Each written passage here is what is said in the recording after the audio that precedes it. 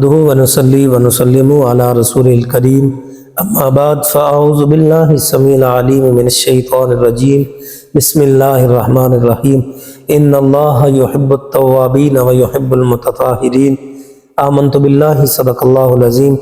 درود پاک پڑھیے۔ الصلاۃ والسلام علیک یا سیدی یا رسول اللہ وعلی آلک واصحابک یا حبیب اللہ۔ ناظرین کرام، دوسرا عشرہ شروع ہو چکا ہے۔ آج 12واں روزہ ہے۔ دوسرے عشرے کی مناسبت کے حوالے سے آج کا جو موضوع ہے وہ رمضان اور گناہوں سے توبہ۔ احباب ذی وقار، رمضان المبارک کا مہینہ صبر و تقوی کا مہینہ ہے۔ اس مہینے میں نفس کے خلاف مجاہدوں کے تسلسل سے نفس بہت کمزور ہو جاتا ہے۔ عبادات، اعمال صالحہ سے اللہ کا قرب اور تعلق تھوڑا مضبوط ہو جاتا ہے۔ آدمی کو چاہیے کہ اس موقع کو غنیمت جانے اور اللہ سے خوب گڑ گڑا کر اپنے گناہوں سے توبہ کرے، اللہ کے آگے اپنے جرموں کا اقرار کرے، اس لیے کہ جو جانتا ہے اس کے سامنے جرموں کا اقرار کرنا، اپنی عاجزی اور بے بسی کا اظہار کرنا اسے خوش کرتا ہے، اپنے دل کا بوجھ بھی ہلکا ہو جاتا ہے۔ اللہ کی رحمت اور مغفرت کی طلب کے ذریعے اپنے دل کو مایوسی کے اندھیرے سے نکال کر امید کی روشنی میں لے آئیے۔ اپنے رب سے مستقبل کی زندگی میں فرما برداری کا عہد کر کے اپنی ثابت قدمی کا رستہ ہموار کرے۔ توبہ نہ صرف ماضی کے گناہوں کی مغفرت کا ذریعہ ہے بلکہ توبہ حال اور مستقبل کی اصلاح کی پہلی سیڑھی بھی ہے۔ توبہ اللہ تعالیٰ کے نزدیک محبوب ترین اعمال میں سے ہے، جیسا کہ میں نے اپنے خطبہ کے اندر قرآن مجید فرقان حمید کی آیہ مقصہ پڑھنے کا شرف حاصل کیا۔ چنانچہ اللہ رب العزت ارشاد فرماتے ہیں، ان اللہ یحب التوابین ویحب المتطہرین، یقیناً اللہ تعالیٰ بار بار توبہ کرنے والے اور پاک صاف رہنے والوں کو پسند فرماتا ہے۔ جسم پر گندگی لگ جائے تو انسان اسے دھو لیتا ہے، اس طرح گناہ کی بھی گندگی ہوتی ہے جو انسان کے دل پہ لگ جاتی ہے، اس کی روح کو آلودہ کرتی ہے۔ ناظرین، یہ گندگی توبہ سے صاف ہوتی ہے۔ گناہ ایک برا کام ہے، لیکن گناہ ہو جانے کے بعد سب سے بہترین کام کیا ہے پتہ ہے؟ سب سے بہترین کام گناہ سے توبہ کرنا ہے۔ اللہ کے رسول صلی اللہ علیہ وآلہ وسلم فرماتے ہیں، آدم کی اولاد میں ہر ایک خطا کار ہے، اور ان خطا کاروں میں سے سب سے بہترین لوگ وہ ہیں جو توبہ کرتے ہیں۔ اسے مسند احمد، امام ترمذی، ابن ماجہ، حاکم نے روایت کیا ہے۔ ناظرین، ایک شخص گناہ ہو جانے کے بعد اپنی غلطی پر شرمندہ جب ہوتا ہے، اللہ تعالیٰ سے معافی طلب کرتا ہے تو اللہ تعالیٰ اسے ضرور معاف کر دیتا ہے۔ اللہ کے رسول صلی اللہ علیہ وآلہ وسلم فرماتے ہیں، گناہ سے توبہ دراصل ندامت اور استغفار ہے، یعنی اپنے گناہ پر شرمندہ ہونا اور اللہ سے مغفرت طلب کرنا توبہ کی اصل روح ہے۔ اس کے بغیر توبہ صحیح نہیں ہوتی۔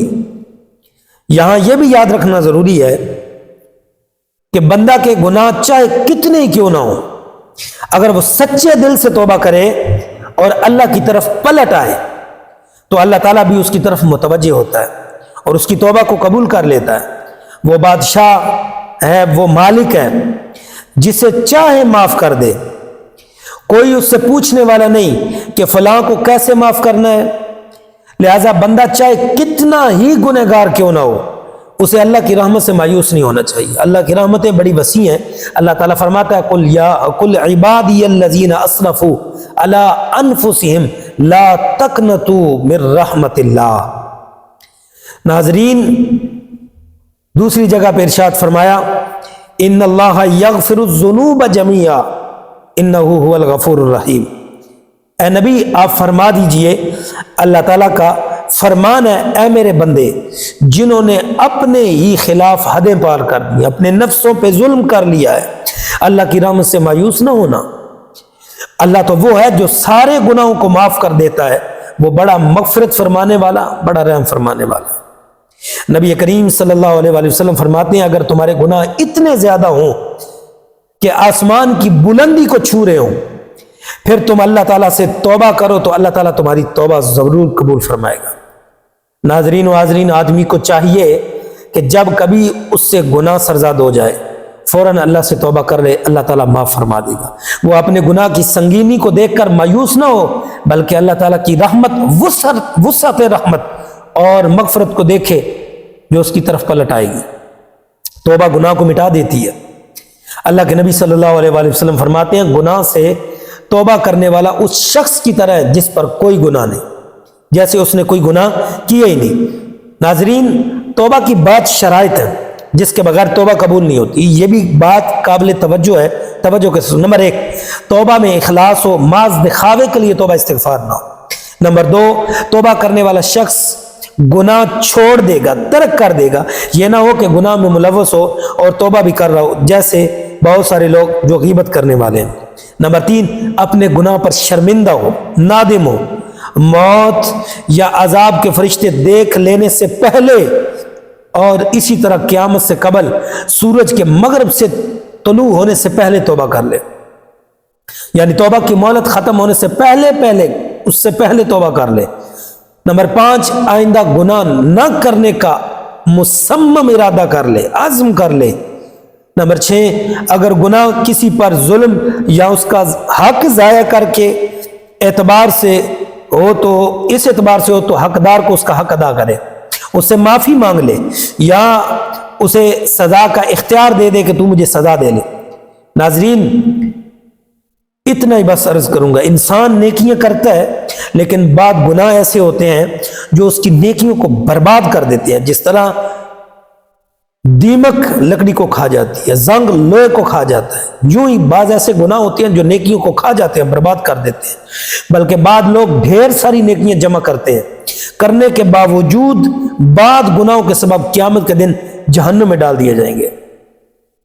جیسے غیبت، جس بندے کی غیبت کی جا رہی ہوتی ہے اور جو غیبت کرنے والا ہوتا ہے، ان کا معاملہ ایسے ہوتا ہے جیسے جو غیبت کرنے والا ہے اس کی نیکیاں اٹھا کر جس کی غیبت کی جا رہی ہے اس کے نامہ اعمال میں ڈال دی جاتی ہے۔ لہٰذا ناظرین و حاضرین، توجہ طلب بات، توبہ و استغفار کا خاص اہتمام کریں اور خاص اہتمام کرتے رہنا بھی چاہیے۔ نجات کے معاملے میں محض اپنی نیکیوں پر تکیہ کرنے سے بچنا چاہیے۔ گھمنڈ نہیں کرنا چاہیے کہ میں بڑا نیک ہوں، بڑا پرہیزگار ہوں، بڑی میں نمازیں پڑھتا ہوں، بڑے میں روزے رکھتا ہوں، بڑی میں زکوٰۃ دیتا ہوں، بڑے میں حج کرتا ہوں۔ یہ گھمنڈ انسان کو برباد کر دے گا، بلکہ سب کچھ کرنے کے باوجود انسان کہے یا اللہ میرے پلے کچھ بھی نہیں ہے، میرے پاس کچھ نہیں ہے، میں تیری کما حق کو عبادت نہیں کر سکا۔ ڈرتے رہنا چاہیے ہر وقت، اور یہ ڈر ہی انسان کو توبہ کی طرف لے جائے گا۔ رمضان کے مہینے میں بندہ اپنے نامہ اعمال کو جہاں نیکیوں سے مزین کرنے کی فکر میں لگا رہتا ہے، وہاں توبہ و استغفار کے ذریعے اپنے دل کو گناہوں کے دھبوں سے پاک صاف بھی کرنا چاہیے، اس کی جستجو میں لگے رہنا چاہیے۔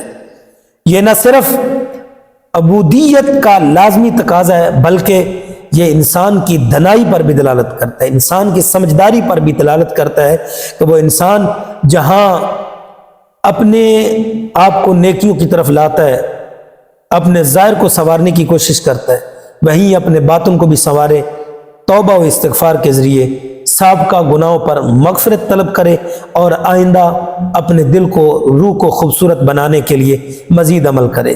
اللہ رب العزت کی بارگاہ میں دعا ہے کہ خالق لم یزل اس ماہ رمضان مبارک کا صدقہ ہمیں سچی توبہ کی توفیق عطا فرمائے۔ آمین بجاہ النبی الکریم۔ السلام علیکم ورحمۃ اللہ۔